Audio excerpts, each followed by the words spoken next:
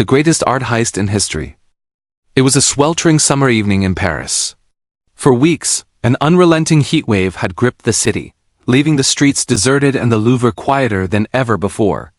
While most Parisians stayed indoors to escape the heat, one man saw the perfect opportunity to make his move. That night, he carried out what would become the most infamous art theft in history, slipping into the Louvre and vanishing into the city with none other than the Mona Lisa. His bold act triggered a global manhunt, plunging French police into a 2-year maze of dead ends, bizarre clues, and high-profile suspects. Until a mysterious letter finally revealed the thief's identity. We've reconstructed the entire story to show you how one man stole the Mona Lisa, how he nearly got away with it, and the sophisticated scheme behind the heist, one that wouldn't be fully uncovered until decades later. A thief in disguise. As the sun dipped below the horizon that Sunday evening, the last tourists slowly made their way out of the Louvre. Just before closing time, a man entered the museum dressed in an official white uniform, the same worn by Louvre employees. Blending in with ease, he quietly found a small storage closet, squeezed inside, and waited out the entire night. The next day, the museum was closed to the public, and only a handful of staff were expected inside. At exactly 7:15 a.m., the man emerged into an almost completely empty museum. With no one in sight, he made his way to the salon where the Mona Lisa hung. At the time, the painting didn't have its own gallery and wasn't yet the global icon it is today. But that was about to change. The thief unhooked the painting from its metal fasteners and carried it to a nearby stairwell. There, using a simple screwdriver, he removed it from its protective glass case, wrapped it in a white cloth, and calmly headed for the nearest exit. But there was a problem. The door was locked. Just then, a plumber working at the museum happened to walk by. Assuming the man in uniform was a fellow employee, he offered to help open the door. Moments later, the thief strolled out of the Louvre, Mona Lisa tucked under his arm, and melted into the city. The entire operation lasted only minutes. Yet it would take over a full day before anyone even noticed the painting was gone.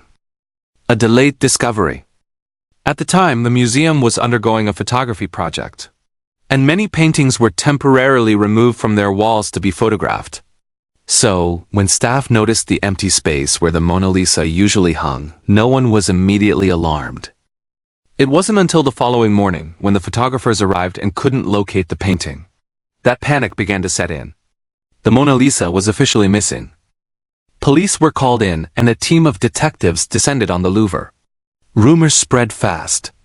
France didn't close its borders or send tanks to the museum. But that's exactly what you could do in War Thunder. Sponsor segment omitted unless you want it rewritten too. The global manhunt begins. When the Louvre announced the theft of its most prized painting, it shocked the entire world. But the question remained, where did it go? All investigators had to go on was the empty frame and a single fingerprint left by the thief. To encourage tips, local newspapers offered a staggering $250,000 reward, and the response was immediate. Thousands of people came forward with theories and sightings, placing the Mona Lisa everywhere from Belgium to America. Some claimed it was smuggled aboard a freight train, others believed it had crossed the Atlantic on a ship. One of the more surprising suspects, the legendary artist Pablo Picasso. A secretary who had once worked with Picasso confessed that he had stolen ancient Iberian statues from the Louvre and sold them to the artist who had used them in his paintings. Investigators confirmed the statues' serial numbers matched those from the museum's collection, so Picasso was arrested and brought in for questioning. Meanwhile, another high-profile theory pointed to American banker and art collector J.P. Morgan. It was alleged that Morgan had secretly commissioned the heist, with the painting en route to him in the U.S. Police intercepted a ship arriving in New York, but the Mona Lisa was nowhere to be found. Despite tips pouring in from all corners of the world, 2 years went by with no real progress. The truth behind the theft. Incredibly, the painting had never even left Paris. It was tucked away in a modest apartment just 2 miles from the Louvre, the home of Vincenzo Peruggia, a 29-year-old Italian handyman who had previously worked at the museum. Peruggia knew the Louvre inside and out. He knew it closed on Mondays, knew the staff routines, and most crucially, he had helped build the very case that protected the Mona Lisa. After the heist, he hid the painting in a custom-made trunk with a false bottom. Although Perugia already had a criminal record and his fingerprints were in the police database, only his right-hand prints were on file, and the one left on the frame came from his left hand. This single detail allowed him to evade capture. Police had even visited his apartment twice during the investigation, but they never found anything. All the while, the world's most famous painting was sitting right under their noses. Perugia's plan was shockingly simple, and for a while, it worked. But after 2 years of hiding the masterpiece, he grew impatient. He sent an anonymous letter to an art dealer in Florence, the birthplace of Leonardo da Vinci, claiming he had the Mona Lisa and wanted to return it to Italy. He signed the letter as Leonardo and took the next train to Florence. The art dealer and a colleague met him at his hotel room. Behind locked doors, Perugia opened the trunk, and there it was, the real Mona Lisa. To confirm its authenticity, the dealers brought the painting to their gallery for examination. They promised Perugia a reward for returning it to Italy, but instead they called the police. An hour later, Perugia was arrested. He served just 7 months in prison and died 10 years later.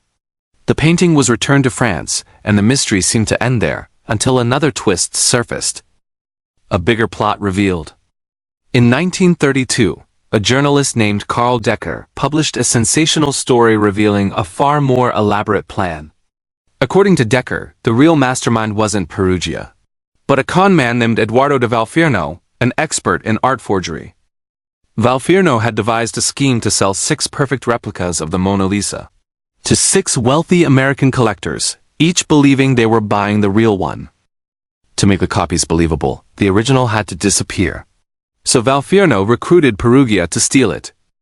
Once news of the heist spread, Valfierno sold the forgeries for a fortune, vanishing with the equivalent of $90 million. And with that, the true story of the world's most iconic art heist finally came to light.